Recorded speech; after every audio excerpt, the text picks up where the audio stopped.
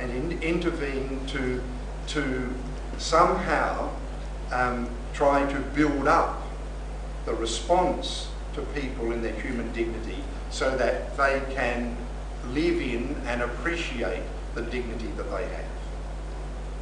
They're my own words, and they're probably a bit clumsy, and you might put it differently in your way.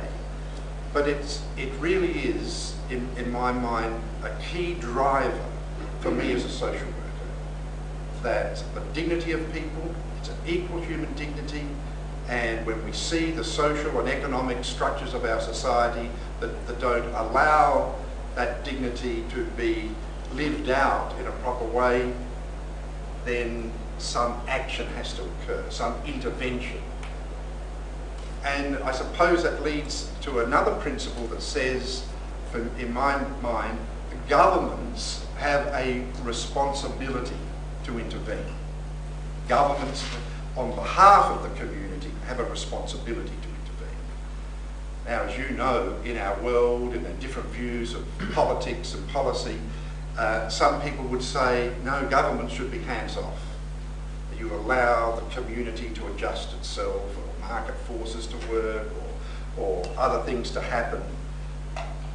But I think as an individual, but as a social worker, one of my key values would be the importance of the government, not only the importance, the responsibility of government to intervene.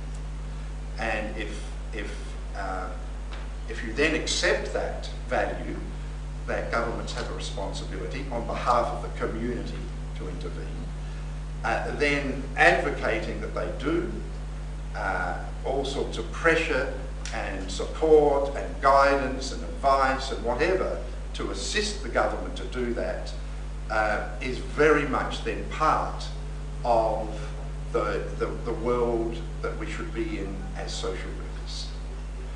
So there are some fundamental values, and we could list many other values. I suppose another key value built into that is the right to participate in society.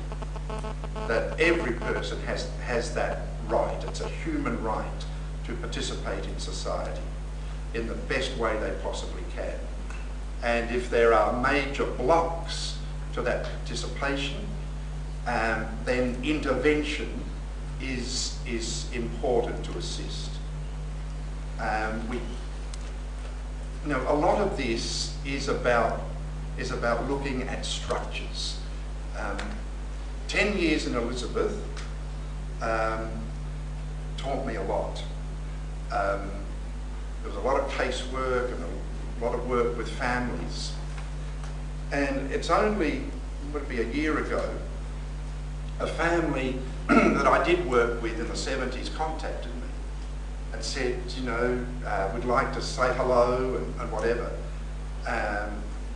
And can I call in on them at some stage? So I did. And of course, driving down some of the streets that I worked in at the time in the 70s, some of these were 25 years ago, and I was hit again. What's changed? That's what I kept asking myself. What's changed? I looked at the houses, I looked at the streets. No, there's no improvement here. I talked to the families, their family there, another family actually came in to see me recently, and all I could hear was the incredible tragedy over the last 25 years of people caught, absolutely caught, in cycles of poverty and violence that is now intergenerational. That I was dealing with their grandparents and their parents, and now to hear shocking stories from 20-year-olds whose brain functioning is damaged by drug use, and their health, physical health, in shocking states. And I would say life expectancy for some of these people is going to be quite low. And I think for all that we did, and we did help a lot of people, but what did we really change? And I suppose that drives me more and more to constantly focus on structures. How can we more and more change the structures of our society, social and economic, in which many people live, that is so demeaning for them and their lives, and so lacking opportunity to live dignified lives. And I suppose that drives me as well as haunts me, because for all the effort, and I see, I have a sense of all the social work profession over Adelaide, and the psychologists, and all sorts of other groups of people, we're putting an enormous effort and making a difference in many people's lives, but still so much to do that is about structural change and how to bring about structural change. And that's probably become more of a quest for me.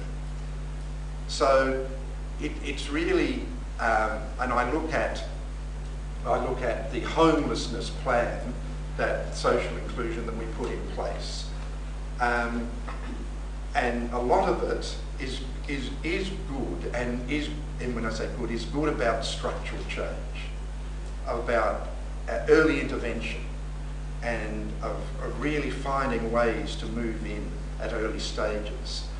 But also, a method, as part of method I suppose, is to look at not only early intervention, but a quick response as well. You still need to be making quick responses.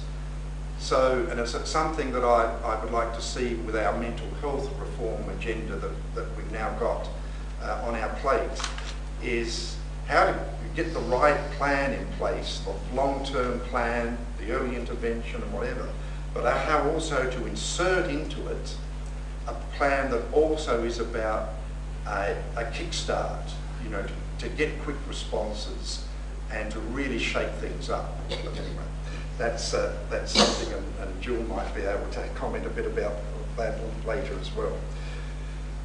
So, values as framework or structure, and values as relationship.